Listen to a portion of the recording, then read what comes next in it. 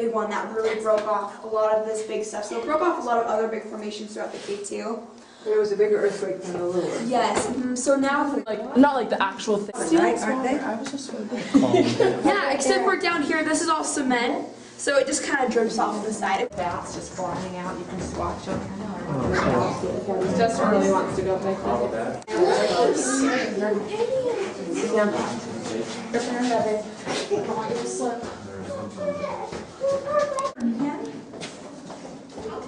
When I came, is that what you asked? Let's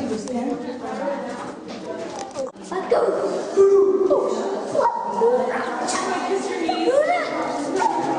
You'll notice it's a lot darker than the last photo we saw, especially right up here, because right now we're really close to the surface of the mountain. So as we get deeper into the cave, we're going to be seeing a lot more lighter colors. But right now, since we're really close to the surface, it's a lot darker. So water. Do you guys want to see the Pillsbury Doughboy? Yes. Yeah. This is the Coral Gardens. What is that? You guys Pillsbury don't know Doughboy. Totally is. He's a little guy when you poke his stomach, and he's a little baker boy, and you poke his stomach, and he goes, oh! Yeah. It's like an Elvis impersonator of Dr. Oh yeah,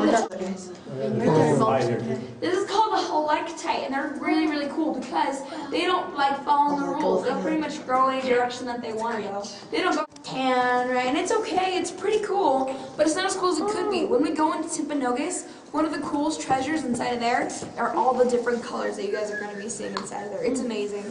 Do you guys have any questions? This is amazing. Lock your head. Don't move your head.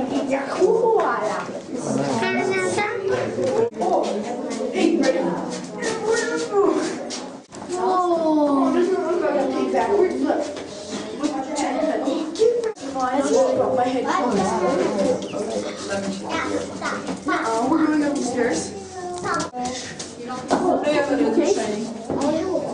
4 inches, maybe. We're trying to make steps here. Chocolate cake. Okay, this is the heart.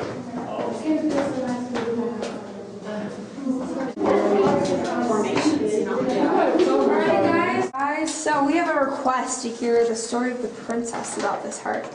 And I was born and raised inside the cave, no, inside of American Fork. And so I've heard lots of different stories about the princess and Papa Tip, but my favorite one is what I'm going to share with you guys today. So there was a princess, and she was in charge of a village, and she realized that her people weren't getting enough water. They were running out. So she ran up to the top of Timp, and she gave away her soul to the rain god so that her village could have enough water. When they found out what she did and how selfless she was, they laid her body across the very top of Timpanogos.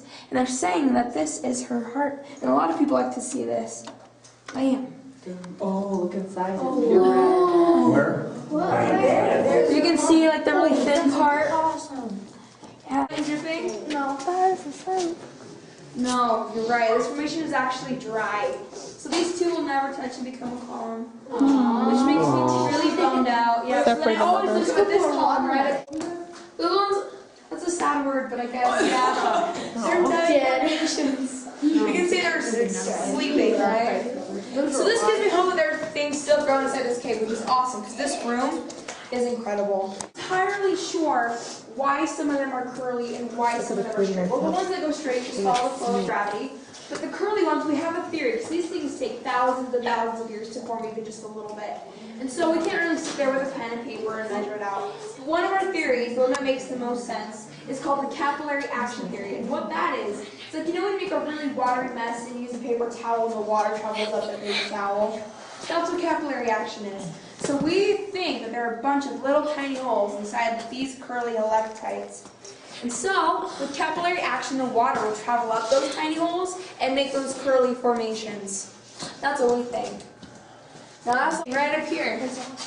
Oh, cool. And so it's like, you know when you eat Bacon. a really juicy watermelon or like a really wet popsicle and that water travels down your arm? That's the same thing here. So that's why it doesn't look like all these stalactites hanging from the ceiling, because that water will come down, go up along the side of the wall, and make that cave drapery. Now I heard someone say in that amount of time. 3/8 of an inch, not even the top knob.